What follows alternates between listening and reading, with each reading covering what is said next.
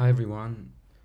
I thought about recording this video and trying to showcase a workflow that I've been using a lot. I didn't make up this workflow. You can see online many who basically coined it, but the reason I'm doing this video is that finally you can do it now in an easy way from within your VS Code ID cursor. Because there's an extension called the PromptCode by Cogflows that I was fortunate to be one of the alpha testers. I've been using it a lot in the past couple of weeks. Really helpful. So first, what issue or what kind of workflow are we trying to solve? So in this case, I'm an avid user of Cursor, but this is correct also for, of course, any other AI-based IDE, Windsurf, so on. So if you look at it, Cursor is amazing, like it's a workhorse. I'm using it most of my activities via Cursor, a Cursor agent, and so on and so forth. And of course, most of us have already been experienced when it's what is it good for, what it's less good for, and if you're very advanced, you already have like Cursor rules. Everything is lined up, but still, like sometimes when you just hit a wall. And if you look at Cursor, so when I spoke to people and explained about Cursor, I used to give the advantage, and I used to say the context management is a big advantage because still it can manage like priorities and put the right stuff in context, and also cost efficient, and also it's very optimized. And for a second about cost efficiency, we should think also about the business model of these companies, right? They have, I'm guessing, amazing deal with all the major providers, Anthropic, OpenAI, Google, but still the pay per token for these closed models at least. So eventually they have to do something that limits the context, otherwise it will be extremely pricey. But when you look into the newer models and state-of-the-art models, they have larger context, we'll see in a second, and they actually can do a very good job in reasoning within that context. I'm talking about 128K, 200K, or even millions in the Gemini family. So a lot of this reasoning limits misses a lot of specific use cases, especially in large-scale code bases, or when you want to now for a second stop and try to control the context in its entirety. Now you'll say, okay, but Cursor and others now have the max variant, which can take 200K tokens, which of course is great. I'm all for it, but still the cost is extremely pricey, and still eventually you don't have, it's opaque. You don't have complete control over the context. And by the way, in the past, where the models have limited context size, that was actually an amazing feature. And still it's very good because it's very fast and it's still cost effective and you don't need a lot of context all the time.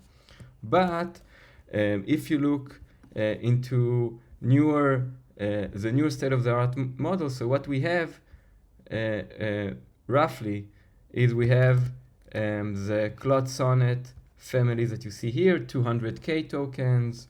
Grok is assumed to 228K and probably a bit more, also the thinking. O1 Pro, 128K. Actually, so you see, and Gemini family across like with the millions. Now when you see this, it means that also when you think about when you're like an engineer and you already worked in a code base, a lot of times what you do, especially in the starting of a feature or a task, is that you think about all the files that probably need to be interacted. You go through them, maybe you even write it down. So this is exactly what we want to do when we think about these large context sizes. And like I said in Cursor, the default is like 10K, 20K, and we talked about Claude Max.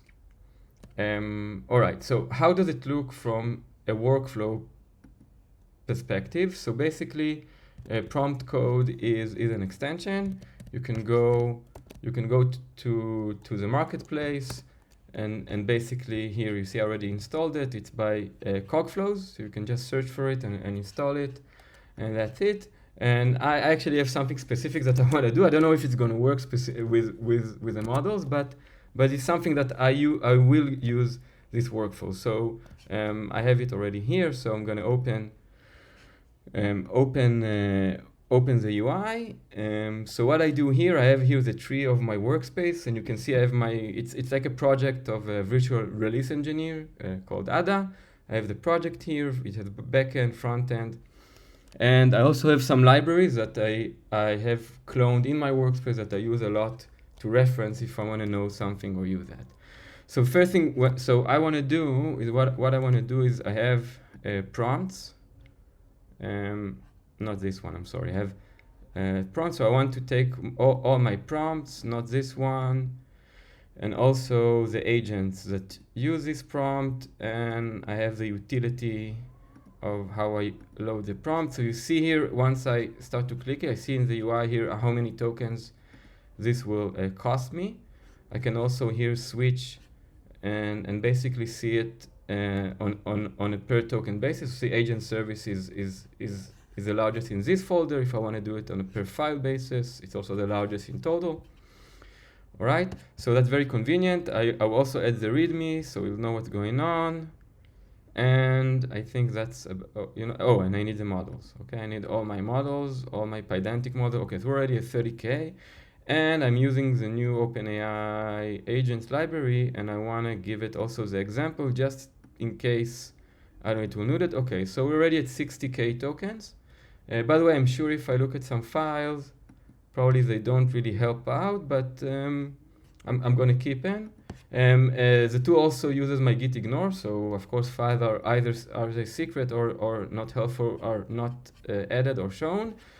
And also has its own like PromptCode ignore, so it's nice. For example, I would have added some of the files here, but right now let's do it manually. So now that I'm done, I can go and either go ahead and just click generate prompt, and you see here my total count 61K, but I won't do that because I want to add some instructions to what I want. So I have my nice there's a nice editor here, and there's some embedded prompts that come with the tool. So I want the output to be in a specific XML format that he already has it, and I want not code review, I want it to be a software expert.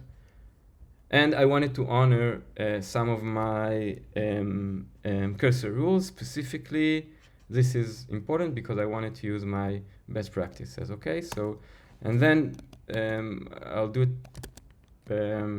Okay, I'll pause here. So because I'll add the instruction and come back. Okay, I'm back. Not the best prompt probably that I can do, but basically the task here is that I have several prompts, and I want, here you can see here, and I want the response format that is already in a different prompt. I want it to be rendered from my Pydantic model, so the Pydantic model will be the source of truth. And actually I see that I want to add also the README of the agents library. Okay, all right, let's see, yes. And let's see what happens if I actually add the entire source. Oh, it's almost 120. I wouldn't have enough like space for the output token, so I prefer not to add everything, but maybe we can actually, okay, you know what, let's not add the entire, let's do examples and source for now, and README. No, then add the docs. That probably is okay. Yeah, okay, so we're like in 80, okay. Okay, I forgot something in my prompt. I want to say references. So OpenAI agents SDK. I've given you the reference from the actual repo. I'll also write here for you to observe examples and documentation if applicable, and here I'll also just say do not change the content of the references, it's only for a reference. Okay, No, okay, not the most. Okay, now, okay, I finished. I go here, generate prompt. And then basically what I do is, okay, it's what, okay, that's sizable. I can open it in my editor and then we can see the prompt. And you see, so the tool adds like a file tree for the LLM to know what's going on. And here are in the end our instructions. Okay, you see here. And here are like my cursor rules, by the way, the embedded instructions. Okay, so I don't need to save. I like it how it is. I copy it to clipboard. And then what we do, basically, I go to my favorite, or doesn't matter favorite, I go to one of the apps. In this case, let's do Grok with extended thinking. And then I just paste it. I hit it, and we can see here. And that's about it. All right, now Grok chewed through that huge prompt. As you can see, it has some hard time. My browser is actually even a bit stuck. And in tandem, we can also go and use, let's say, O1 Pro and paste that. And whatever tool that you want, okay, Claude, Gemini, whoever that you pay for or have in your company. Actually, Grok, I see having a hard time. I think I should have refreshed the web page. Okay, let's stick to O1 Pro. Okay, it's gonna take a while, so I'm gonna pause the video again and come back when they're done. All right, we're back. Basically, okay, so we have O1 Pro back, and we have both. I restarted the website. I refreshed it. We have Grok. Actually, not sure that I did exactly what I wanted, but it's not the point. So I can take, let's say, Grok. I copy the answer, and then I go back to the tool, and I can go paste here and do apply and review, and hit to see the changes that Grok decided to do, and hit apply all.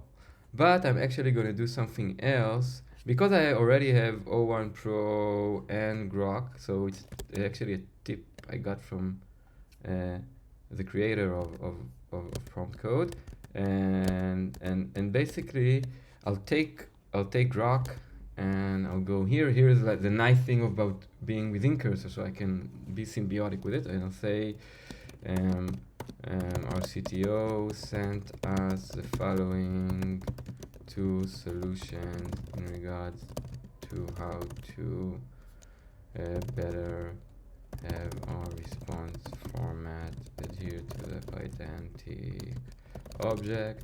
Please review them and implement the needed changes.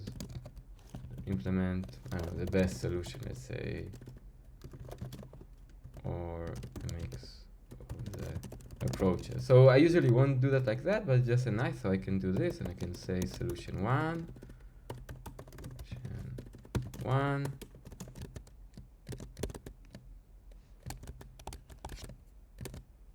Okay, here I write it here. Solution one.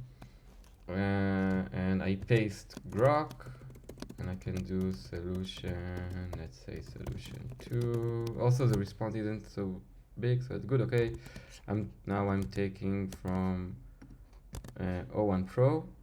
Okay, and solution 2. All right, go. Let's see.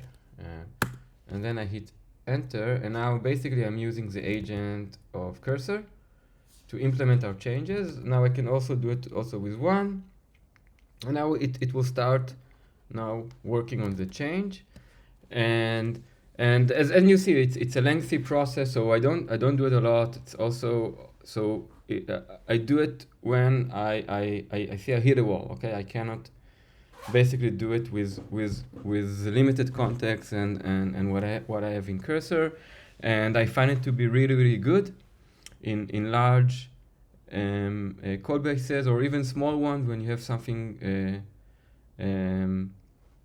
complex and you need a lot of context. You can do it also for reviews, also for like refactoring or re-architecturing. It's also very good at. Okay, so you'll trust me now that it goes on, and basically, as you see, it reads all the applicable files. That's the cursor agent now doing the work, but it does it according to what we got from the other agents. You can also do a bunch of stuff of how you decide, and that's about it. And try it out. It's like in alpha stage, I know, or beta stage, and we'll get improvements and so on and so forth. But enjoy.